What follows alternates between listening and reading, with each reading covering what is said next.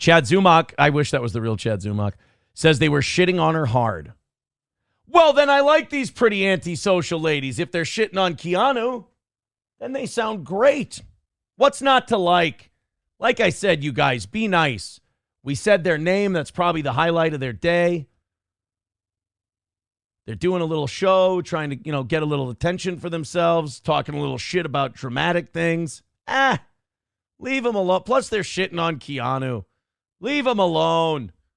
They're having fun. All right, let's, I got to tell you guys about something I got this morning when I woke up from my little siesta. What's this?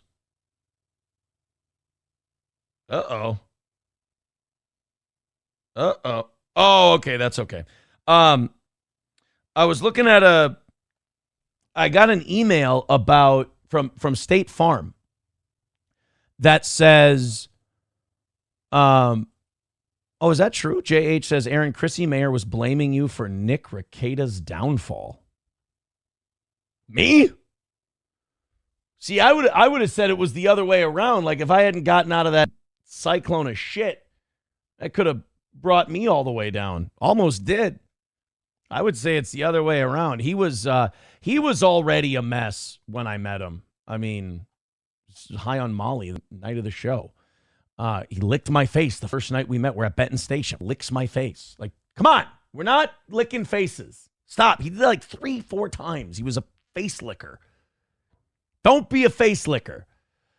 Kiki cried because she couldn't win over those hags. Why are we calling them hags? I don't know who these people are. Should I snipe them sniping me and we can see? I don't think they're hags. They're just trying to do a show. Why do we got to go right to hags and evil and awful, especially when they hate Keanu? What is it? Pretty social? Pretty antisocial. Oh. Smile for me, baby. Where are they? They're live right here. Whole exchange that he has with the chat right now, this. I thought they were watching me live. They're not watching me live? Then. They're doing something from a week ago? No, we got to be able to interact. We got to be able to talk to each other.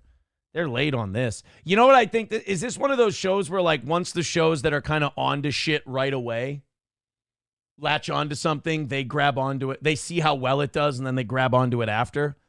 Yeah, that's no good. You can't do that. You got to be more on top of shit. That's why I had to stop doing a lot of the drama stuff. It's just too much to keep up with. It's too much. It's too much of a time suck for you. It's Chrissy's fault for having a comedy show. They should have never met. Well, no, I think Chrissy and I worked together to book that. She was looking for dates, and I said, well, come up here to Minnesota. So that was kind of a dual thing. So anyway, State Farm sends me this email, and they said, we're sending an adjuster out for your claim from March 1st. And I'm like, I didn't have a claim March 1st. There's no claim on my account from March 1st. And I'm thinking what it could be was it could be from April's truck, the claim she kept trying to have done. I don't think she knows that I removed her from our auto insurance. That I don't pay her for auto insurance anymore. So I think that might be, auto claim on 2020 Chevy Silverado, estimate pending. I thought she already got multiple checks sent out for this. Oh, did she get in another wreck on March 1st? Uh-oh.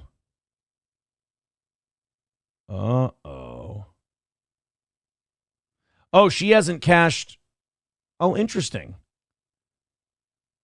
So she hasn't cashed the check from the, this is interesting because I can track it on my State Farm thing.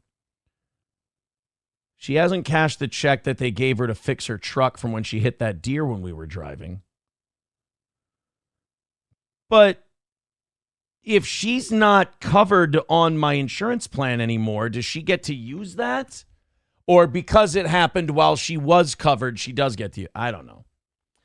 But March 1st, March 1st was not the was not the day we hit the deer. It was back in January or February. Well, that's interesting. Auto claim pending. Estimate pending. We scheduled a State Farm appraiser to prepare your estimate. Okadoke. Citizen M says, we were confused because the other day you said you were still paying off cars. Oh, no, just mine. Just mine. And that's like less than a year left on the old Tahoe. Citizen M says, am I allowed to genuinely ask? Usually when M says, am I allowed to genuinely ask, he's asking like a gay trolley question, or he's asking like one of those TMZ questions that are obnoxious and pointed. But I will say yes.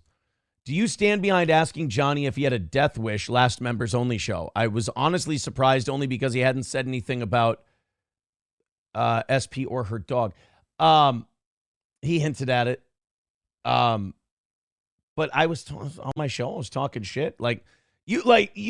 Me using things for content and talking shit and getting on a roll and fucking going. You guys like write that. Some of you etch that in stone, and now it's like in a Bible. There's like a steel-toe Bible people are writing, and they're like, this has to be canon. And it's like, no, sometimes it's a show. We're talking shit. Chad Buzamak says Aaron was in his feels at the moment, and he got out over his skis. Aaron goes on rants. We know this by now. Aaron pops off. Aaron talks shit. And then people go, like, hey, do you remember that thing you said? I'm like, I never said that. And then they play it and they go, I didn't mean it. That's out of context. I do have a fun little offer for you today since I couldn't go this morning. We are going to do 2 hours. We are going to finish up our time for today. Regular overtime rules apply. If we knock out the 225, we'll do an extra 30. If we run a double today, if you knock out both, I'll give you the evening show's overtime. We'll do an extra hour. And if you pull a trifecta today and knock out tomorrow morning's goal as well, then we're going to go until 2 o'clock.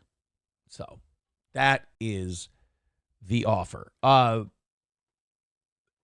if you pull a quad, we're going to do all of those things, and it's a Matt movie night, and you guys get to pick the movie.